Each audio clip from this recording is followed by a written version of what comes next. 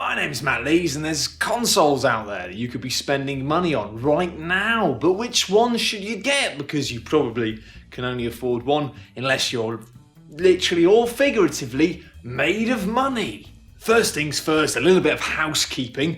I'm not really going to talk about the Wii U. Why not? Because it's not a terribly good investment right now. Oh god, sorry, it's true. Most of the third-party publishers have openly stopped producing games for it. Nintendo are making some awesome stuff, but it looks like support for the console's probably going to wither out and die within 2 to 3 years, whilst the Xbox One and the PlayStation 4 have probably got a good 8 to 10 years left in them. Probably. Sorry, it's nothing personally against the Wii U. I think it's a great bit of gear, but I think if you want to buy one, you should probably wait until it hits that sweet little Dreamcast zone. You know, that point at which you can go out and get a console for about 80 quid and buy all the best games for it for about 40 quid and then just go, brilliant games, sorry, but that's just the way it is. So let's plow ahead to the big showdown. PlayStation 4 or Xbox One. How best to decide which console is best? Of course, we need to go through this in a tiny, detailed, bit by bit fashion. The controller. The PlayStation 4's controller is somehow amazing, despite the fact that it looks remarkably similar to the DualShock, which was a little bit shit, whereas inexplicably Microsoft have managed to make their Xbox One controller slightly worse than the Xbox 360 controller. I mean, it's not bad, it's just that the sticks are a bit and the buttons are a bit, and it's just a bit, you know. Interface. The PlayStation 4's interface is made up of an innovative picture system which has lots of nice things. You move them around, it's got menus. It's basically just like the PlayStation 3 one, but it's better. It's a lot better. Whereas the interface on the Xbox One is sort of like a cross between Windows 8 and being chained to a radiator. It's a bit of a nightmare to use if you're not using the Kinect controls, but thankfully what they've done is they've made it so the interface and the systems are really quite complicated to use using a controller, and all of the settings and functionality are hidden through several menus. So it's so difficult to use the Xbox One without voice controls that you will naturally feel inclined to use voice controls all of the time, which would be fine if the voice controls worked 100% of the time, but they don't work 100% of the time. Sometimes it doesn't understand what you're saying. Sometimes if there's a dog in the room, it completely fucks it. Or if you've got other people in the room, or if you're talking, or if you're really using your voice for anything at any point other than directly talking to the small box in front of you. But voice controls represent the future, Matt. Don't you want the future? Well, of course I want the future. But unfortunately, they're not. It doesn't always work. If it always worked, and it always knew when you were talking to your friend across the room rather than just talking at it, then it would be fine. But it doesn't. And at the moment, it takes longer than using a controller would have done. So is it a shiny future of better things? No. Online infrastructure. Wow, PlayStation 4's online stuff is just basically, it's pretty similar to the PlayStation 3, so it's alright. It does the job. You get a free little headset this time, you get a free headset. It's a bit of shit, but, you know, it's alright. Whereas with the Xbox One, Microsoft have taken possibly the world's greatest online infrastructure of Xbox Live and completely torn it apart for basically no reason. The Friends system has been completely revamped and changed with a follower system whereby when new people follow you, you have to go and follow them, but you can't find out easily which people are the people who just followed you. The cross-party chat seems to have been kind of nice. It's just a mess. They've taken a system which was already perfect and actually in many ways justified paying 40 quid a year for that service, and they've just completely changed it.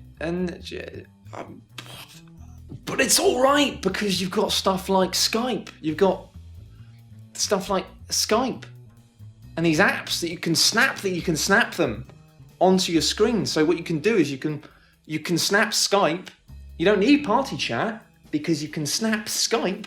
So when you're playing a game, you can't not only just talk to a friend while you're playing and looking at something, you can look at the game and you can also look at Skype and look at them on Skype, because you can do two things at once, because the human brain can watch something and watch another screen at the same time. That's something that the human brain is capable of doing. That's a worthwhile innovation for humans. It's something that humans will use. I'm being sarcastic. That whole thing was sarcastic. I'm sorry.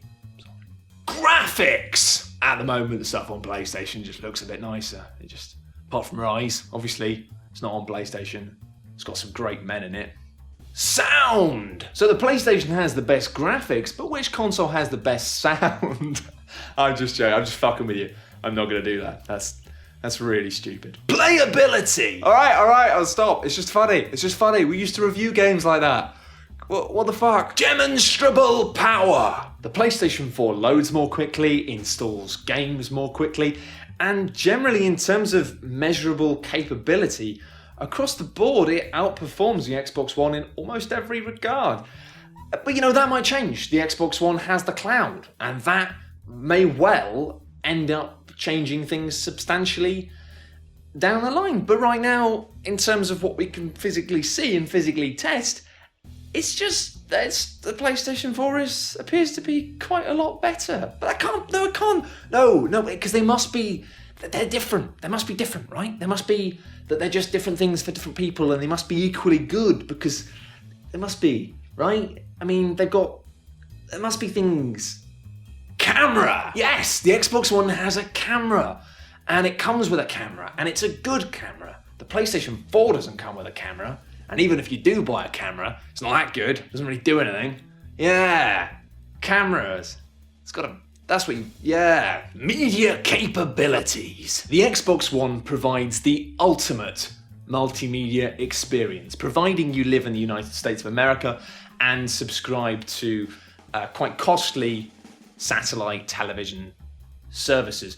It's said that it's going to be coming over to the UK at some point, but there's currently no word about exactly when that'll happen and exactly when all the fanciest features of the Xbox One's UI, snappy sports live stuff will come to the UK, which from past experience leads me to believe that it might take a while, a long time.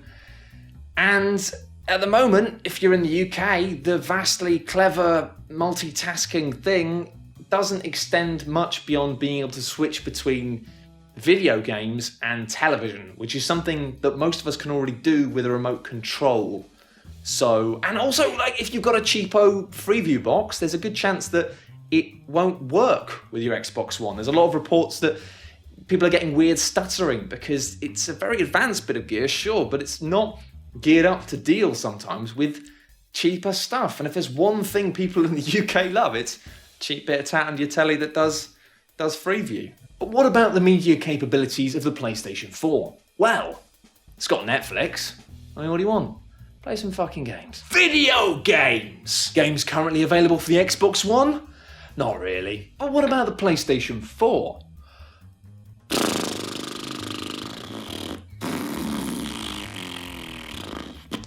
Conclusion. Both of these consoles are very expensive, and it's difficult to decide which one you should get. I mean, from a purely technical, measured perspective, the PlayStation 4 is clearly a better bit of gear than the Xbox One at this time. But there's always every chance that Microsoft could pull something truly magical out of their arse and make us all want an Xbox One anyway. Titanfall does look pretty damn cool. Another couple of games like that, and I might be up for it. The PlayStation 4 is almost functionally boring. It does exactly what you'd expect it to do, and at the moment, very little more. Whereas the Xbox One is the complete opposite. It somehow represents a huge step away from the previous successes that have already been well established by Microsoft. It's like they're napalming the past successes they've had for no other reason other than the integration of technology, which is, as of yet, unproven. Choosing to put Kinect and multimedia integration at the heart of the Xbox One provides a clear and tangible benefit for the advertisers of the future, but currently, in terms of what this is promising us as consumers, other than a bit of fun gimmick fluff of being able to use voice controls for a couple of weeks before we realise we'd rather use a controller, there just isn't anything there yet. And that's not to say that it couldn't be there later, but at the moment, it's like an IOU written with a Sharpie on the back of an empty packet of crisps. Crucially though, and unfortunately, none of this really fucking matters. We live in a world of patches and updates which can dramatically change the way a hardware works overnight at any time.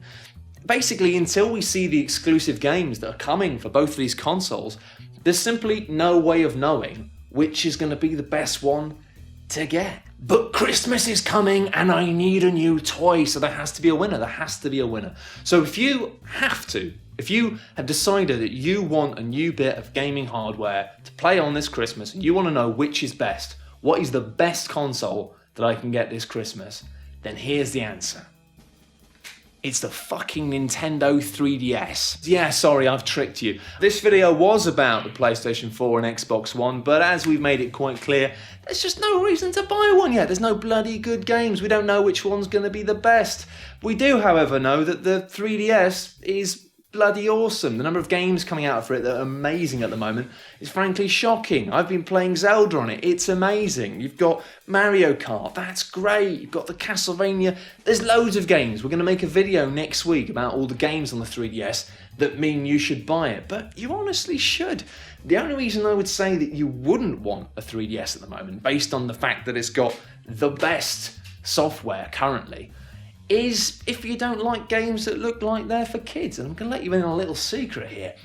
Each of us are aging at the same rate, and we're all going to get older and die. And you can either choose to try and hurtle your way through life, escaping your youth in the hope of being older, or you can embrace it and realise that actually the best thing about being alive is pretending you're still a child. And yeah, so that's it. I wouldn't bother getting a PlayStation 4 and Xbox One at the moment because, honestly, there's no point and there's not a lot to do with them and they're very expensive. Get a 3DS and play Zelda. It's genuinely amazing. Or you could play Luigi. Do what you want. Doesn't matter. We're all going to die. So just try and have a laugh. Bye!